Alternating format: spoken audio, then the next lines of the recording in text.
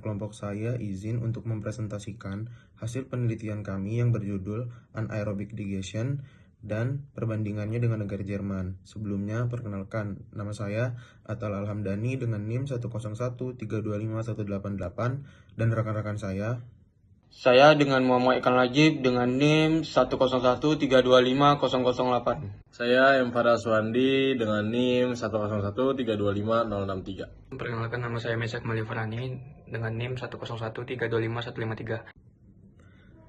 Lalu selanjutnya materi yang akan dibahas pada presentasi kali ini yang pertama ada latar belakang dan pengertian anaerobic digestion, lalu yang kedua ada potensi anaerobic digestion di Indonesia, lalu yang ketiga ada tahapan proses anaerobic digestion, lalu yang keempat ada jenis-jenis digester dan perbandingan Indonesia dan Jerman.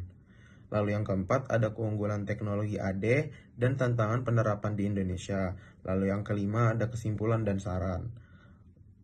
Masuk ke materi yang pertama yaitu latar belakang. Peningkatan kebutuhan energi akibat pertumbuhan penduduk dan aktivitas ekonomi masih diimbangi oleh ketergantungan yang tinggi terhadap energi fosil, yang berdampak pada keterbatasan sumber daya dan peningkatan emisi gas rumah kaca. Kondisi ini mendorong perlunya pengembangan energi terbarukan yang ramah lingkungan dan berkelanjutan. Salah satu alternatif yang berpotensi dikembangkan adalah biogas melalui teknologi anaerobic digestion, terutama di Indonesia yang memiliki ketersediaan biomasa melimpah dari sektor pertanian, peternakan, perkebunan, dan limbah organik perkotaan. Lalu masuk ke pengertian anaerobic digestion. Anaerobic digestion merupakan proses biologis penguraian bahan organik oleh mikroorganisme dalam kondisi tanpa oksigen yang menghasilkan biogas dan digestat. Biogas yang dihasilkan mengandung metana sebagai sumber energi terbarukan, sedangkan digestat dapat dimanfaatkan sebagai pupuk organik. Teknologi ini tidak hanya berfungsi sebagai penyedia energi alternatif, tetapi juga berperan dalam pengelolaan limbah dan pengurangan dampak pencemaran lingkungan. Jadi selanjutnya saya akan menjelaskan potensi anaerobic digestion di Indonesia. Indonesia memiliki potensi besar pengembangan teknologi anaerobic digestion karena ketersediaan biomasa yang melimpah. Berbagai sektor mulai dari pertanian, peternakan, perkebunan, serta limbah organik perkotaan. Pemanfaatan limbah tersebut melalui teknologi anaerobic digestion tidak hanya dapat menghasilkan energi terbarukan berupa gas, tetapi juga membantu mengurangi pencemaran lingkungan dan emisi gas rumah kaca. Selain itu, produk samping berupa digested dapat dimanfaatkan sebagai pupuk organik sehingga memberikan nilai tambah bagi sektor pertanian dan mendukung sistem ekonomi sirkular serta ketahanan energi nasional. Selanjutnya yaitu tahapan proses anaerobic digestion. Di sini ada 4 tahapan. Yang pertama yaitu hidrolisis. Hidrolisis yaitu senyawa organik kompleks diuraikan menjadi senyawa sederhana. Selanjutnya yaitu acidogenesis. Senyawa sederhana diubah menjadi asam organik, alkohol, H2 dan CO2. Selanjutnya yaitu acetogenesis, yaitu asam organik dikonversi menjadi asetat, H2 dan CO2. Selanjutnya yaitu yang terakhir tahap metanogenesis. Asetat dan H2 diubah menjadi metana atau CH4 sebagai biogas. Selanjutnya yaitu di sini ada 3 jenis digester anaerobic digestion.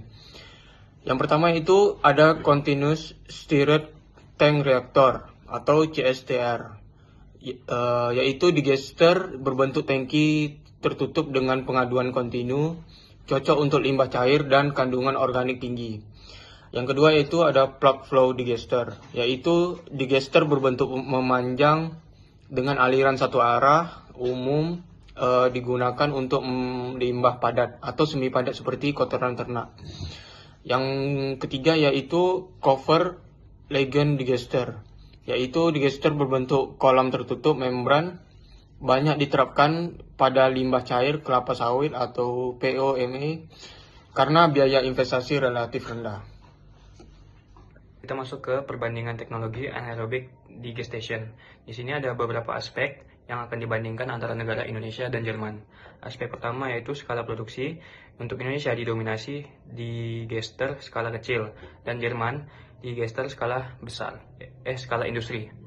Untuk aspek kedua, kapasitas listriknya Indonesia sekitaran 120 sampai 150 watt dan untuk Jerman 5.800 watt. Untuk yang ketiga, pemanfaatan biogas Indonesia yaitu memasak dan listrik skala lokal. Untuk Jerman, listrik nasional dan biometana. Untuk aspek selanjutnya, integrasi energi Indonesia belum terintegrasi penuh dan untuk Jerman terintegrasi ke jaringan nasional.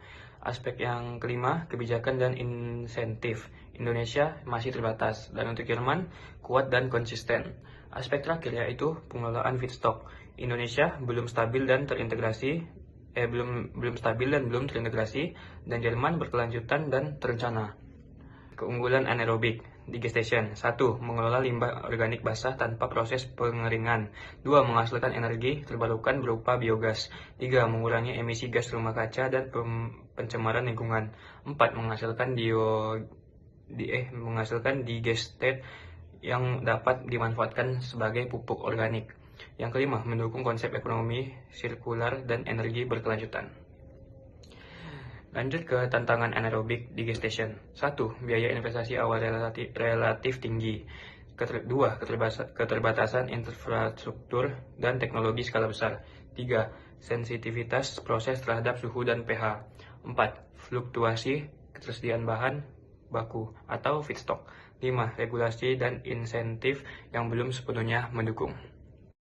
Selanjutnya yaitu ada kesimpulan presentasi. Dari presentasi kali ini dapat disimpulkan yaitu teknologi anaerobic digestion memiliki potensi besar untuk dikembangkan di Indonesia karena ketersediaan biomasa yang melimpah.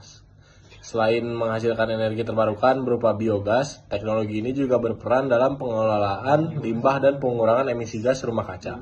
Namun, dibandingkan dengan Jerman, pengembangan AD di Indonesia masih tertinggal dari segi skala, integrasi, sistem energi, dan dukungan kebijakan. Oleh karena itu, diperlukan strategi pengembangan yang terarah agar teknologi AD dapat berkontribusi secara signifikan terhadap bauran energi nasional dan transisi menuju energi berkelanjutan. Selanjutnya yaitu di sini ada saran presentasi. Pengembangan teknologi anaerobic digestion di Indonesia perlu didukung melalui penguatan regulasi dan pemberian intensif yang mendorong iklim investasi yang kondusif. Selain itu, penerapan teknologi AD perlu ditingkatkan skalanya, tidak hanya pada tingkat rumah tangga tetapi juga skala menengah dan industri. Pengelolaan bahan baku yang berkelanjutan serta peningkatan riset, kolaborasi teknologi, dan kapasitas sumber daya manusia juga menjadi faktor penting agar teknologi AD dapat diterapkan secara efisien dan berkelanjutan. Mungkin hanya ini yang saya dan kelompok saya dapat sampaikan. Sekian presentasi kami. Wassalamualaikum warahmatullahi wabarakatuh.